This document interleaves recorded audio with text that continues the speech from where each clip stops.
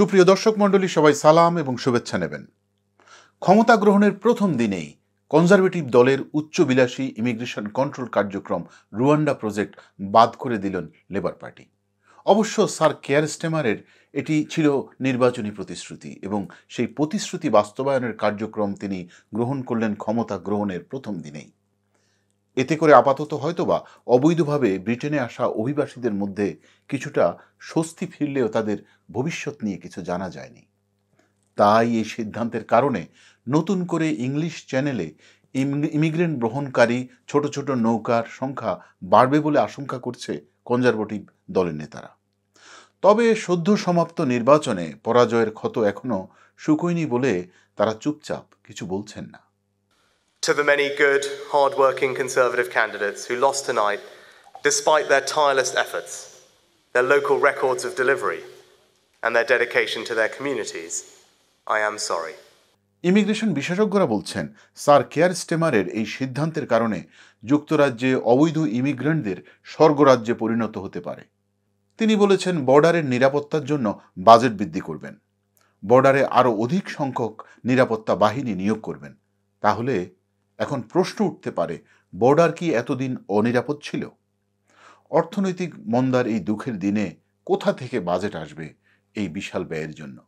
সে বিষয়ে অবশ্য তিনি পরিষ্কার করে এখনো কিছু বলেননি। এখন তার উচ্চ বিলাস কতটা বাস্তবসম্মত সেটি দেখার জন্য অপেক্ষা করতে হবে। ঠিক এই সময়ের মধ্যে মানব পাচারকারীরা খুব বেশি সক্রিয় হয়ে উঠবে এমন আশঙ্কাও উড়িয়ে দেওয়া যায় না।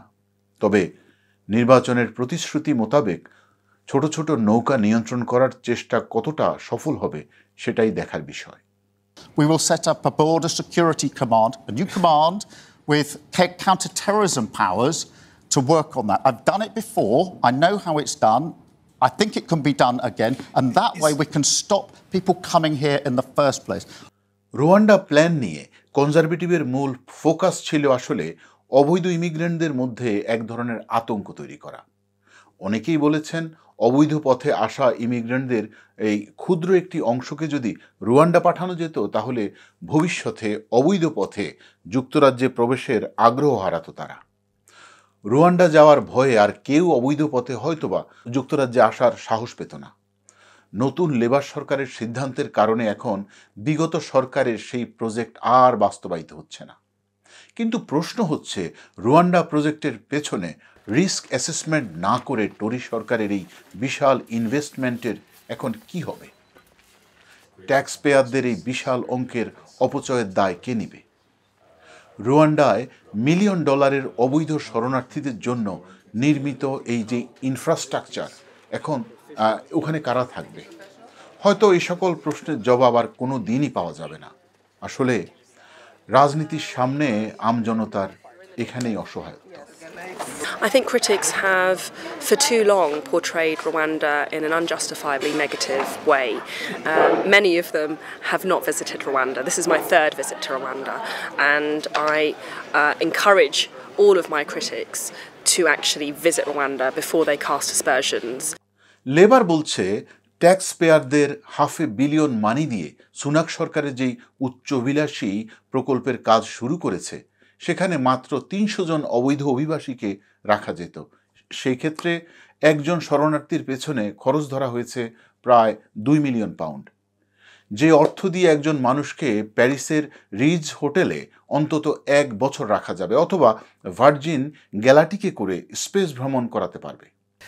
The Rwanda plan, I'm afraid, is hugely expensive. I mean, it would be cheaper to put up people in the Ritz in Paris than this. It's hugely expensive. Millions of pounds have been spent. তারা বলছিল, রুয়ান্ডায় পাঠিয়ে মাত্র 1% অবৈধ ইমিগ্রেন্টদের জন্য সরকার যদি এই ধরনের ব্যয় বহন করে, তাহলে যুক্তরাজ্যে থাকা বাকি 99% অবৈধ ইমিগ্রেন্টদের কি হবে? এখন বাস্তবতা হচ্ছে, লেবার সরকার বর্ডারে যে ছোট ছোট নৌকা ভর্তি অবৈধ ইমিগ্রেন্ট আসবে তাদের ফেরত দেবে। কোথায় ফেরত দেবেন? কোথায় ফেরত পাঠাবেন? ফেরত পাঠালে তাদের জীবন্ত সাগরের বুকে বিলীন হয়ে যাবে। লেবার সরকার কি সেই দায়িত্ব নেবে?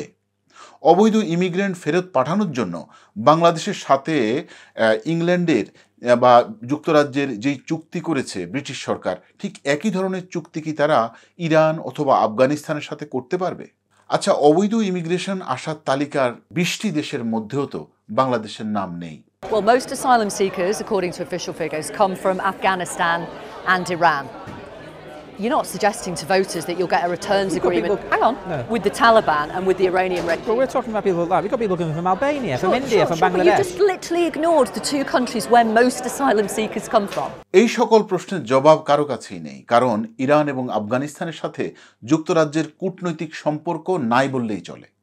তাহলে সব থেকে বেশি অবৈধ অভিবাসী এসেছে ইরান এবং আফগানিস্তান থেকে। এমন বাস্তবতায় সেই সকল শরণার্থীদের কোথায় পাঠাবে কিয়ার স্টেমার সরকার?